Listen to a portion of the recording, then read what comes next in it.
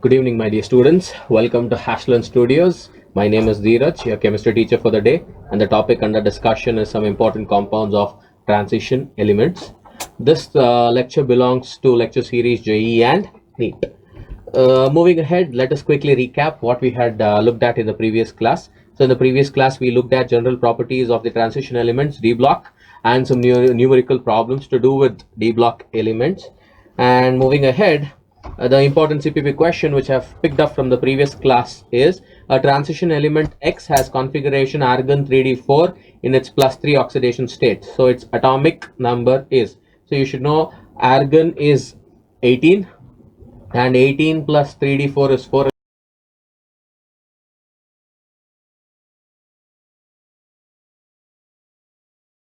Three oxidation state means, so that's 18 plus 4 22 plus 3 25. So 25 is the oxidation, 25 is the atomic number, and it is iron.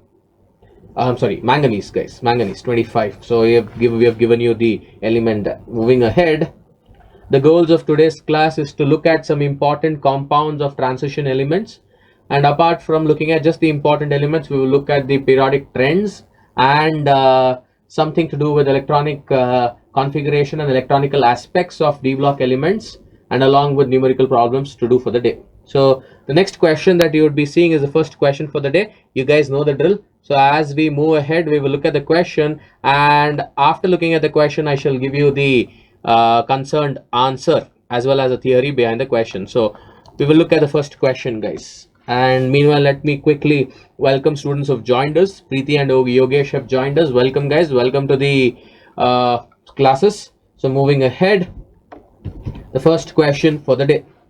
A student accidentally added concentrated H2SO4 to potassium permanganate, and it exploded due to the formation of an explosive, which is, so we have indirectly looked at this question a couple of days back as well. So I'm asking you, when a student adds, or when we try to create a reaction between concentrated sulfuric acid and potassium permanganate, what is formed which is explosive in nature? So we have a set of questions here: MnO, Mn2O3, Mn2O5, and Mn2O7. Which one is it going to be? Quickly, go for it.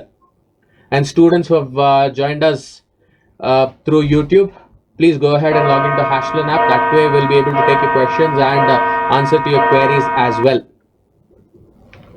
Clockmaster says time's up. Yogesh says it's 1C. Let us wait for Preeti as well. Guys, go for it. Preeti, waiting for your answer. It's H2SO4 plus potassium permanganate, KMnO4. Which one is it going to be, is the question. Go for it. So Preeti says it's 1A, but quite an important question. That's the reason why I have repeated it in an indirect way. So the reaction is, guys, if you take H2SO4, and if you react it with potassium permanganate, you end up with Mn2O7 plus KHSO4 plus H2O. So this has to be the overall balanced reaction. So the product which is responsible for the reaction to be explosive in nature is Mn2O7, which is option D. So no worries, guys, but remember, you don't have to remember too much about this reaction. All that you have to remember is which is that explosive compound of manganese. It is Mn2O7. You don't have to worry too much. Okay, have a detailed look at this question. A mixture of salts, potassium sulfite and sodium sulfite and potassium dichromate in a test tube is heated with dilute H2SO4, and the resulting gas is passed through lime water. Which of the following observation is correct about this test? Solution in test tube becomes green and lime water turns milky. It becomes colorless and lime water turns milky. Solution becomes green and lime water remains clear. Solution in the test tube remains clear and lime water also remains clear. So think about it.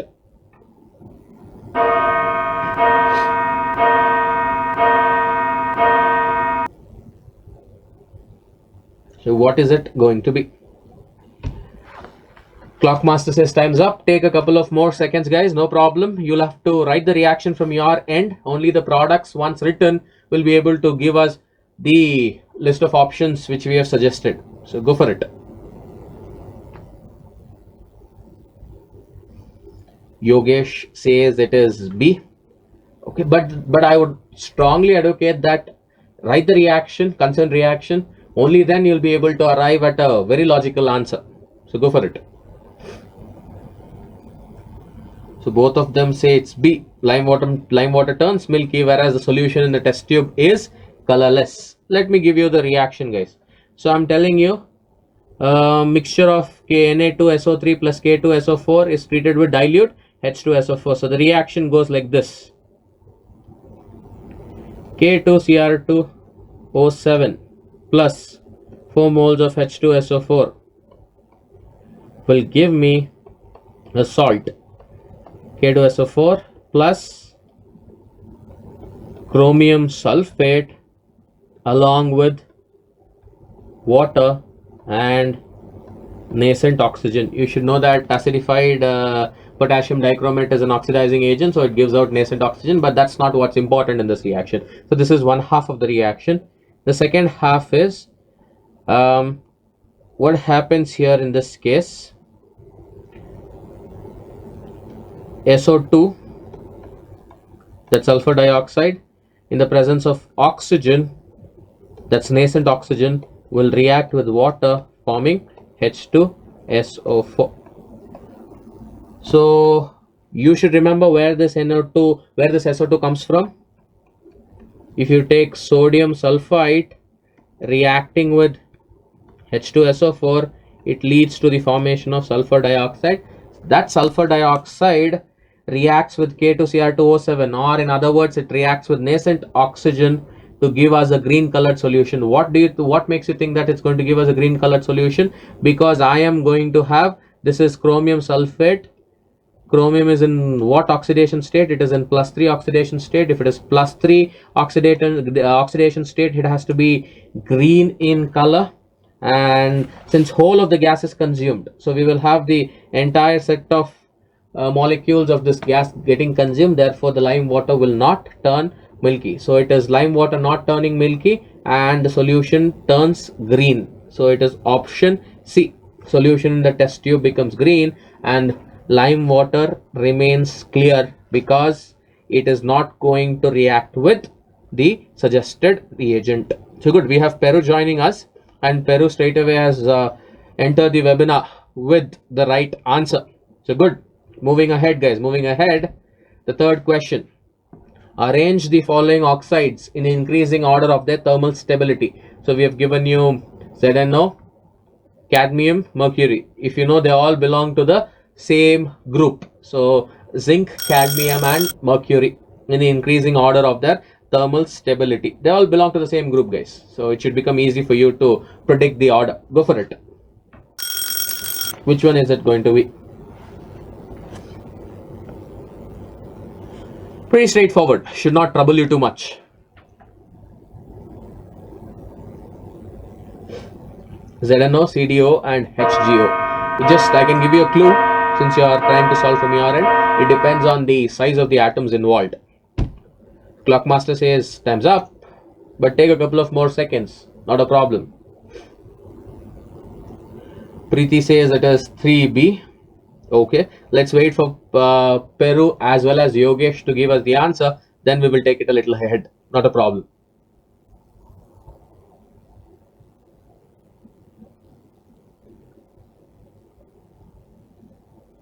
Yogesh also says it's 3B. Peru? 3A.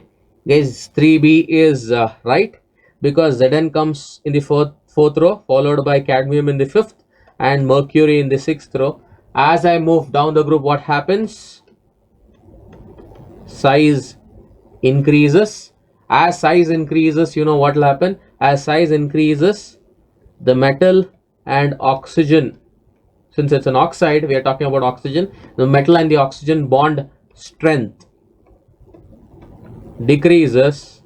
Therefore, as their bond strength decreases, their thermal stability is also going to decrease. So it has to be Zn, which is maximum stable thermally, followed by mercury. It all depends on the bond strength, and bond strength is inversely proportional to bond length, which is directly proportional to size of the concerned atom. So it is option B. Okay, so Yogesh gave us the right answer. Yogesh, you've given us the right answer, but you changed. But remember, this is the trend, bond strength. Moving ahead to the fourth problem of today. Have a look, guys. Which of the following reaction is possible at anode? So think about it. Anode, is it responsible for reduction or is it responsible for oxidation? If it is so, in either cases, which reaction suits the bill? So go for it.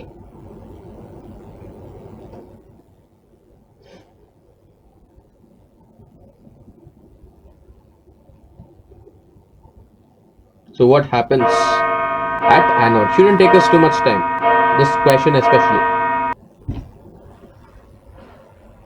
Go for it.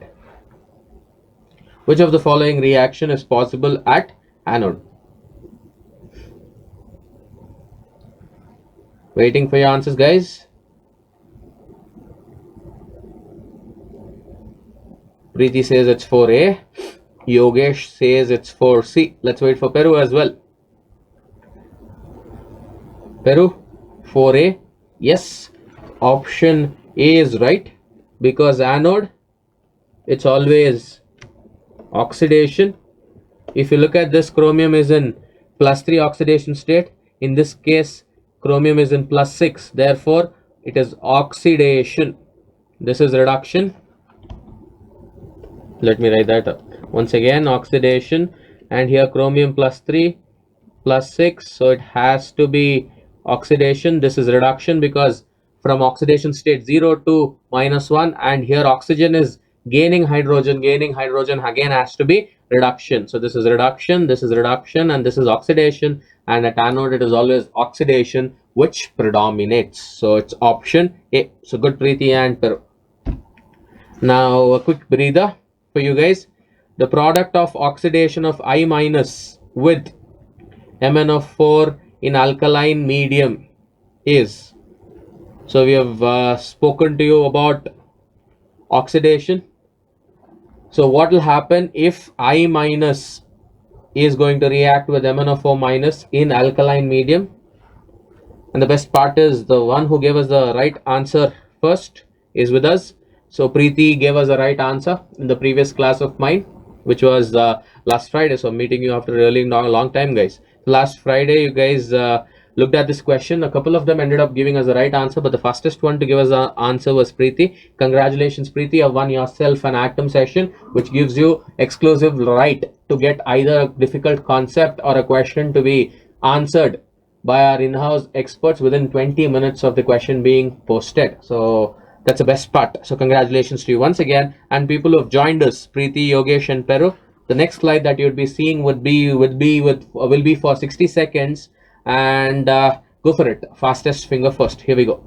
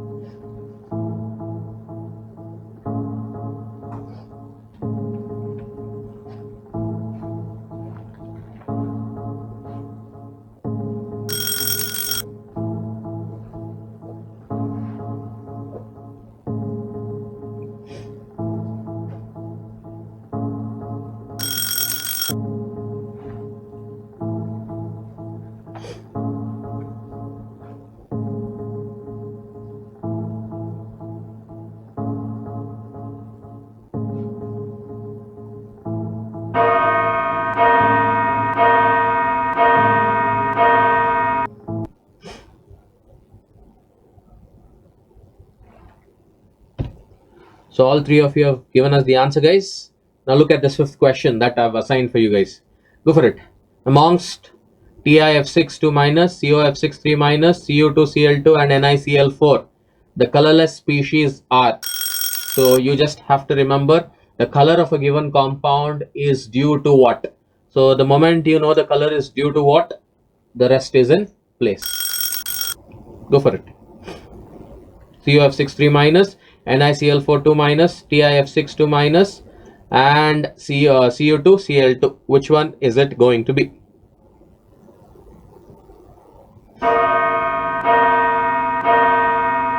I'll give you a slight clue. The colorless species, the colorlessness is due to the absence of unpaired electrons. So you should just check in which of these cases the unpaired electrons are not present or unpaired electrons are absent. So once you know that, you have the answer with you.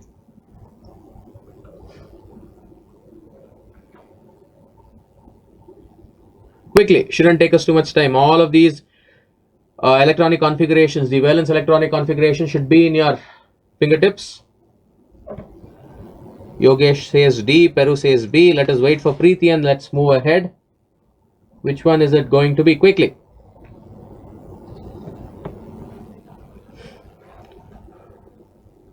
Yes, Preeti, waiting for your answer.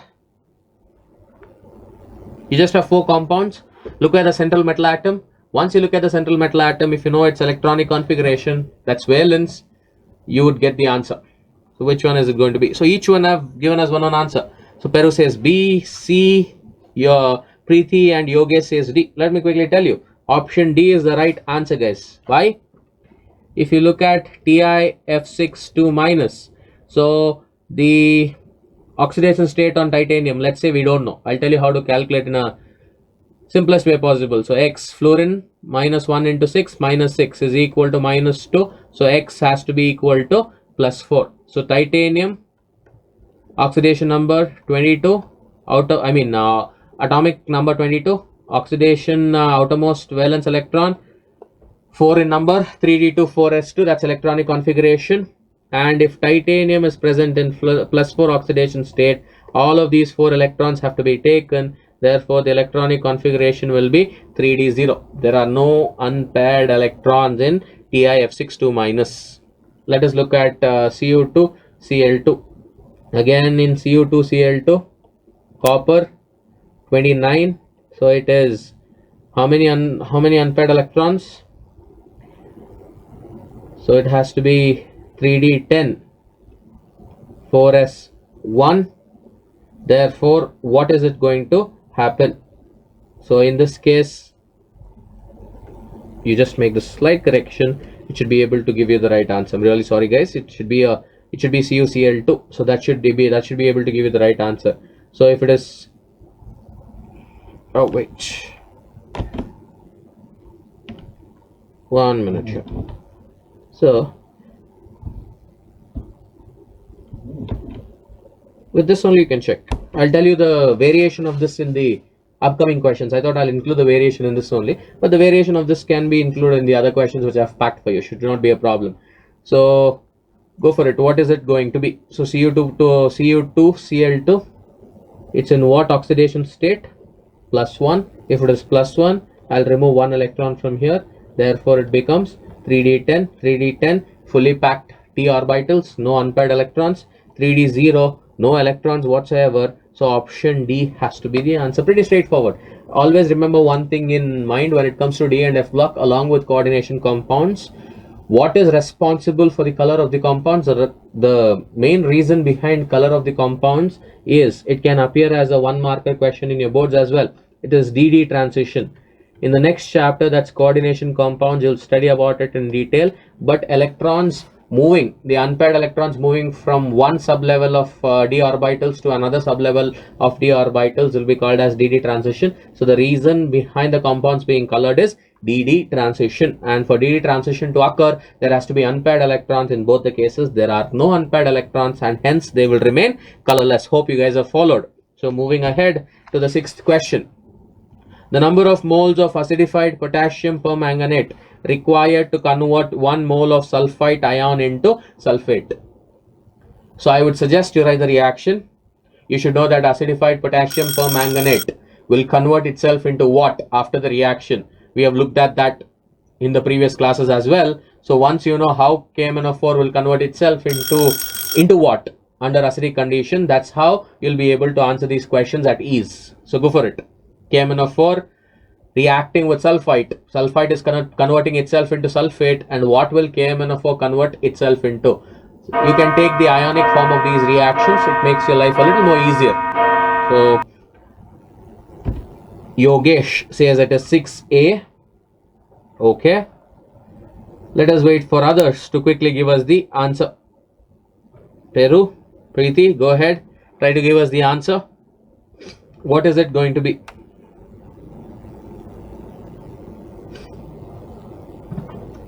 Go for it, guys. Go for it, quickly. You have to write if you guys know it by heart, good. But then I would suggest that knowing by heart doesn't mean you've by hearted the answer. You've solved it a good number of times. That is why you know the answer by heart, is what I would normally think. So what is it? KMnO4. I'll write the ionic reaction. MnO4 minus is going to react with sulfite.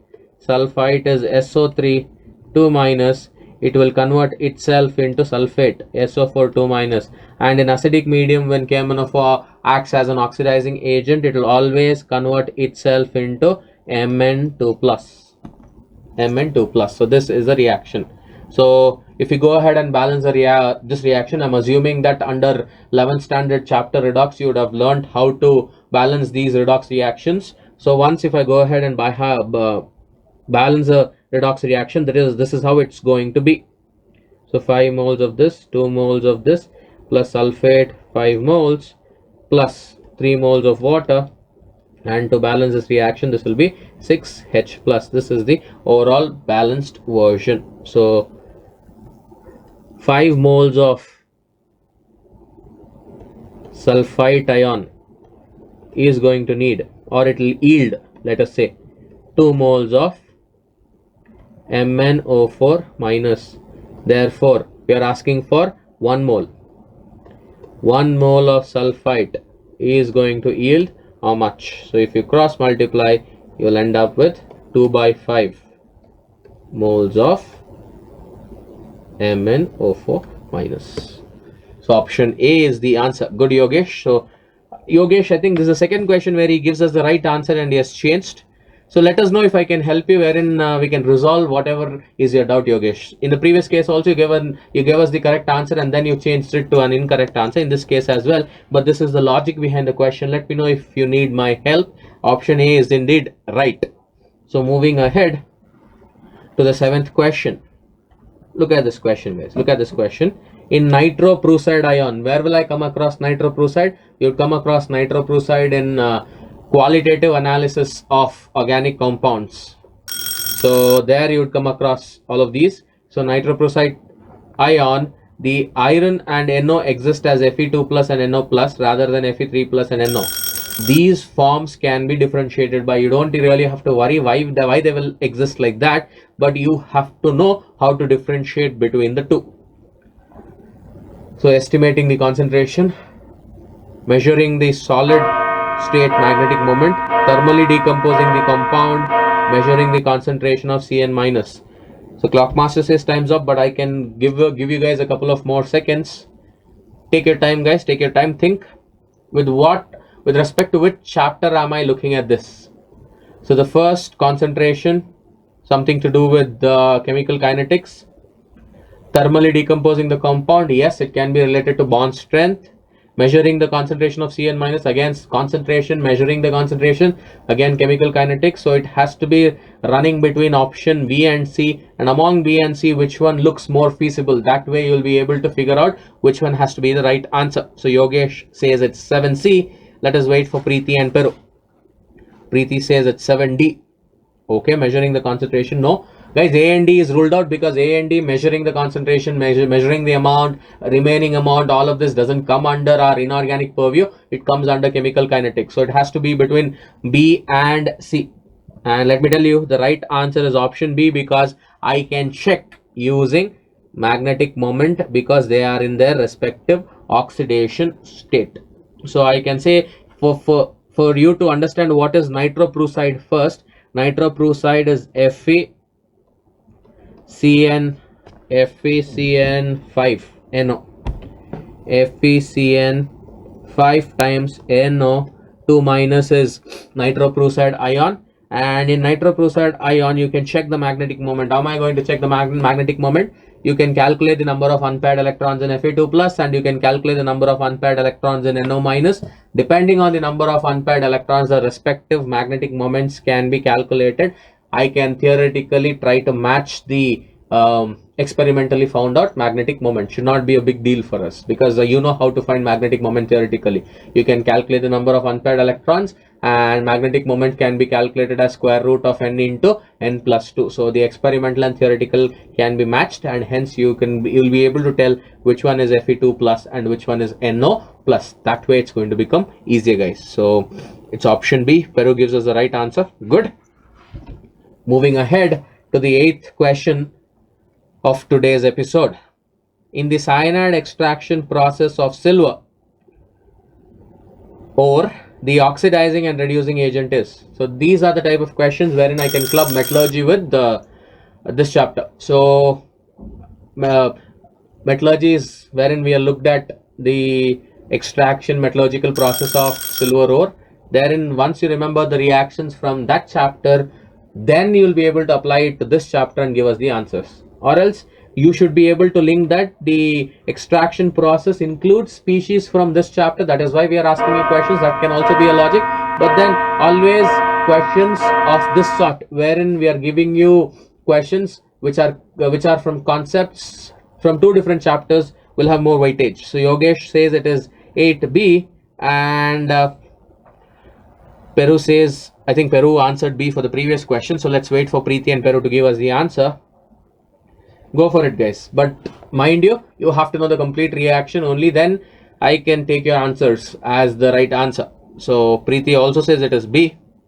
Peru says it is C. So let me give you the reactions, guys. All the concerned reaction in the extraction process of silver ore. From there, we will take it a little ahead. So the first reaction is argentite is silver sulfide. It's going to react with sodium cyanide. You should know that I always use cyanide leaching process and cyanide to extract silver and gold. So 4 moles of sodium cyanide to end up with a complex compound like this. So NaAg Cn twice plus Na2S. Then in the second step, Na2S is going to react with oxygen. So a blast of hot air is passed through the reaction medium. So it gives us what products? It gives us a salt, sodium sulfate, plus 4 moles of NaOH plus 2 moles of sulfur. So if you observe very carefully here, so which one is which is the oxidizing agent? The one which is undergoing reduction. Which is the reducing agent? The one which is undergoing oxidation. So which one is it going to be? So look at it. It has to be option B. O2 is used as an oxidizing agent, and Zn will be acting as a reducing agent. Why? Because the next set of reaction is from this compound of NaAg Cn twice, which is made to react with zinc. I will get Na2Zn. I'll write it here for you guys. It's going to give me Na2Zn Cn 4 times plus 2 moles of Ag. So here oxygen is acting, and in this case, if you look at this, oxygen from 0 oxidation state to -2, that is, it is acting as an oxidizing agent and getting reduced.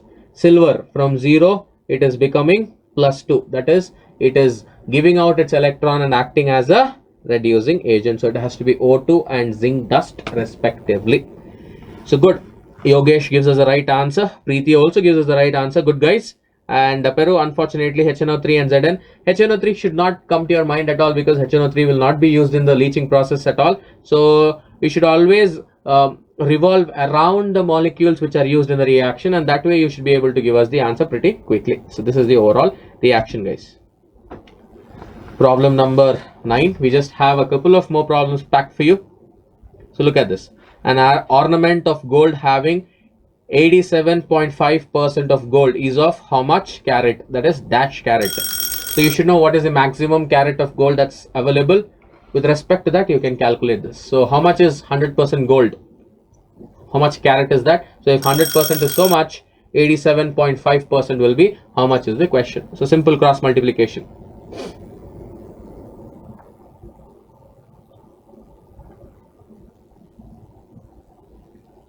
So how much is it going to be?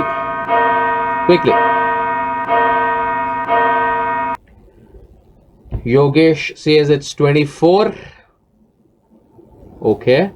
24 is what? 100% gold? We are asking about 87.5% gold, guys.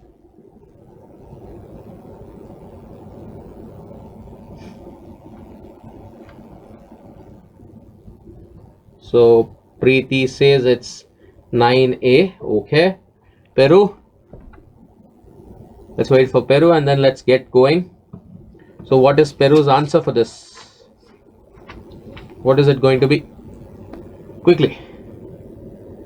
Preeti is right. Indeed, it has to be A. 21. I'll tell you how. Because 100% gold is 24 carats. Therefore, 87.5% is how much? So you just have to know this prerequisite that gold is 100% gold is 24 carats. Once I know it is 24 carat, rest everything falls in place. So 24 carats. So 87.5% is how much? Cross multiply. So it is 87.5 into 24 by 100, which is 21 carats. So both Preeti and Peru gives us the right answer, but this is how you'll have to work it out from your end, guys. So moving to the next question, the 10th question. So just two more questions packed for you for today's class. So answer this with all that zeal and enthusiasm, guys. Again, it has to do something with extraction of gold. So identify. I've told you, I gave you a little idea about this question when I was previously talking to you about argentite ore. So pretty much to do with the same type. Roasted gold ore plus cyanide ion, because we use sodium cyanide as a leaching agent. Then there is water and oxygen. Hot blast of oxygen air gives us X plus OH minus. When that X is made to react with zinc, it gives us Y plus Au. Pretty much a replica of that argentite ore question. So shouldn't take you too much time, guys. Shouldn't take you too much time at all. What is it going to be?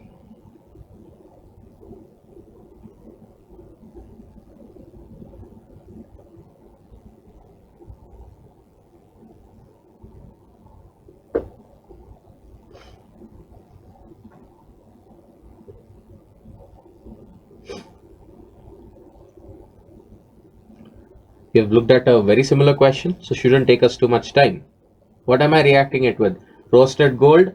What kind of complex will it form with cyanide? If you look at the previous question, argentine, that silver formed a complex with cyanide. So here gold is going to form what complex is the question. So Peru says, Yogesh gives us an answer first. B. Peru says it is A. Let me give the reaction for you guys.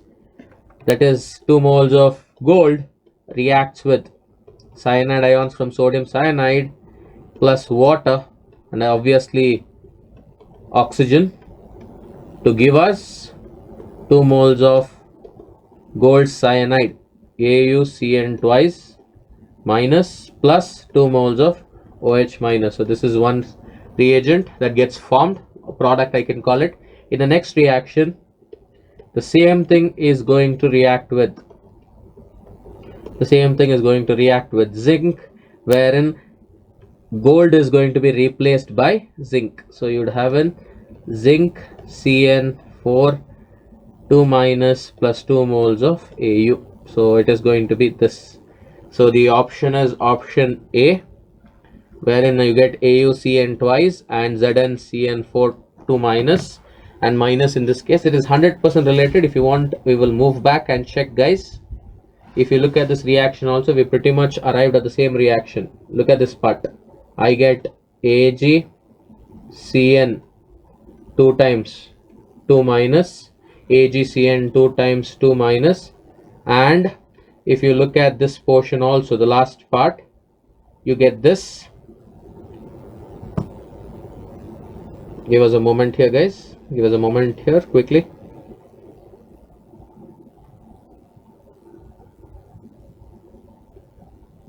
Seems to be a technical glitch.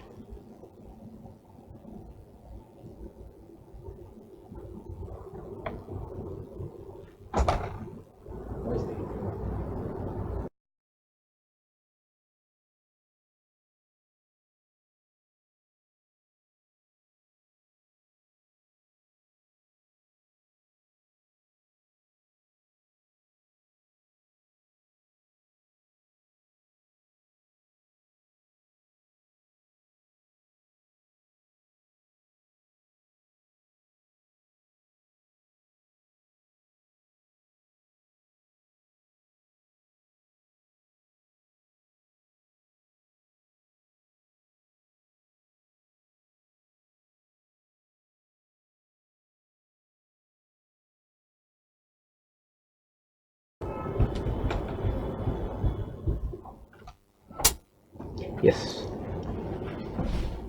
Thank you for bearing with me, guys. Thank you.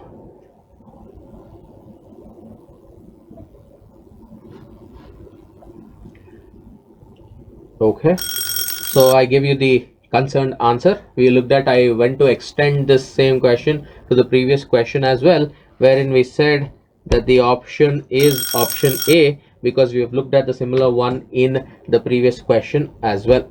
So moving ahead to the last question that I have packed for you guys.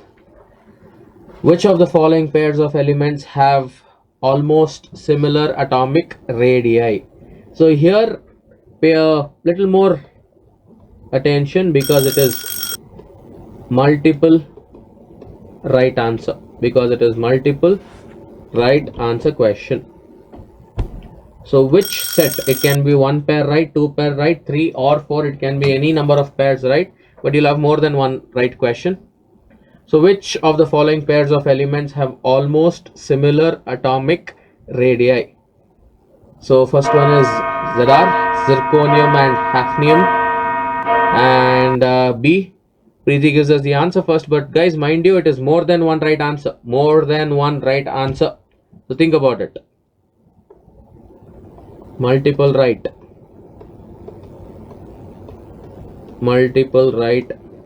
answer. So zirconium, hafnium, molybdenum, tungsten, cobalt, nickel, tin and lead. Which one is it going to be? ACB. Okay, Yogesh says it is ACB or ABC. Yes, is indeed right. Guys, this almost similar atomic radii, as I move down the group or I move across the period, is due to a phenomenon called as lanthanide or actinide contraction, or which I can also call it as d block element contractions, and due to which the expected decrease in size or the increase in size does not happen to the expected level, and therefore the sizes of the elements remain same. So zirconium, hafnium, d block elements, this is also d block, this is also d block elements, whereas Sn and Pb, lead, is p block element. We don't have this phenomenon of almost similar atomic radii in S block. We don't have them in P block as well. We have it only with respect to D block and F block. Therefore, the moment you identify which of it is the odd man out, you'll know that option D is odd man out. Therefore, option A, B and C has to be the right answer. So pretty straightforward, because all of the option A, B and C belongs to D block and the last one belongs to P block elements. To quickly summarize today's class, we looked at some of the important compounds of transition element, guys. Apart from restricting our understanding only to the important compounds of transition elements, we looked at some of the trends and periodical ascents and descents of the concerned groups as well, and the numerical problems to do with it. And now moving ahead, if you have liked my class, first of all, I should tell you a big thank you for joining us. If you've liked my class, go ahead and share it among your friends and help them as well, guys. And apart from that, the most important aspect, within the heat of the moment, go ahead and solve the CPP questions which have been made accessible to people who have subscribed to Passport, and people who have not subscribed to Passport, no big deal, it is just a click away. And subscription to Passport doesn't just give you access to CPP, it also gives you access to 24/7 one-on-one doubt solving sessions, practice questions and tests from best-selling books, and all the video classes covering the toughest concepts and problems. Okay, thanks a lot guys. See you in the next class of mine, which is next Tuesday. Till then, it is your chemistry teacher signing off. Good night.